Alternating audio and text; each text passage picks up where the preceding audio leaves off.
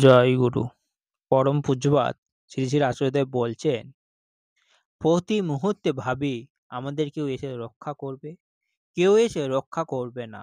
তিনি পন্থা বলবেন, কর্ম আমাকে করতেই হবে। আমি যদি এইরকম কোনো ভগবান পেতাম, যিনি যাকে ধরলে সব হয়ে যাবে, আমি তাকে ধরতাম না।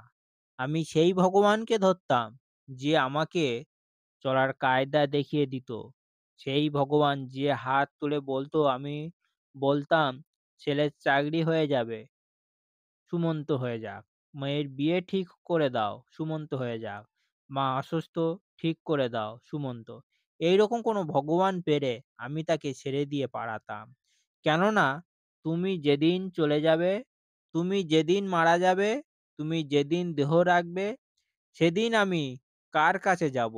আমি যেটুকু চলাফেরা জানতাম, সেটুকু ভুলিয়ে দিয়েছ সুমন্তর করে করে। আমি সেই গুরুকে ধরতাম যে আমাকে কা কাদায় ফেলে দিয়ে বলতো, এইভাবে কাদা থেকে বেরোতে হয় জানিস? জ্বরে পড়ে গেলে এইরকম হাত পা করে সাঁতার কেটে ডাঙায় উঠতে হয় জানিস? আমি সেই গুরুকে ধরতাম যে আমাকে চলার কায়দা দেখিয়ে দেয়। ভগবানের ক্ষমতা অসীম, একথা সত্য। কিন্তু এ জগতে এলে তাকেও কর্ম করতে হবে। আমাকেও তাই। কর্ম ছাড়া নিস্তার নাই। রামচন্দ্র এসেছেন, তার বউকে নিয়ে কেউ চলে গেছে। তাকে উদ্ধার করার জন্য সেতুবন্ধন করতে হয়েছে। সেতুবন্ধন করে পৌঁছে গিয়ে তীর ধনুক দিয়ে যুদ্ধ করে পরাজিত করে রাবণকে, বউকে উদ্ধার করতে হয়েছে।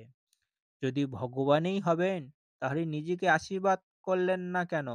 সেতুবন্ধন হয়ে যাক, রাবণ মরে যা, আমি ভগবান, আমি নিজেকে আশীর্বাদ করছি। হতেই তো পারত। তাহলে তো কাজ কর্ম হলো না। তাহলে এই জগতে স্বয়ং ভগবানকেও কর্ম করতে হবে। এটাই বিধি, এটাই নিয়ম জগতের। এই বিধি আছে বলে তাকে বিধাতা বলি আমরা। তাহলে স্বয়ং ভগবান যখন আছেন, তখন তাকেও কর্ম করতে হবে। কর্মকে বাদ দেবেন না। আর আজ আজগুবিতে আস্থা বন্ধ করেন। আজগুবিতে যারা আস্থা রাখবে, তারা জাহান্নামে যাবে। যেটা যুক্তিপূর্ণ নয়, সেই কথাকে বর্জন করে চলেন। যুক্তিহীন কথাগুলোকে কিছুতে বিশ্বাস করবেন না। ভগবান এতে নেই।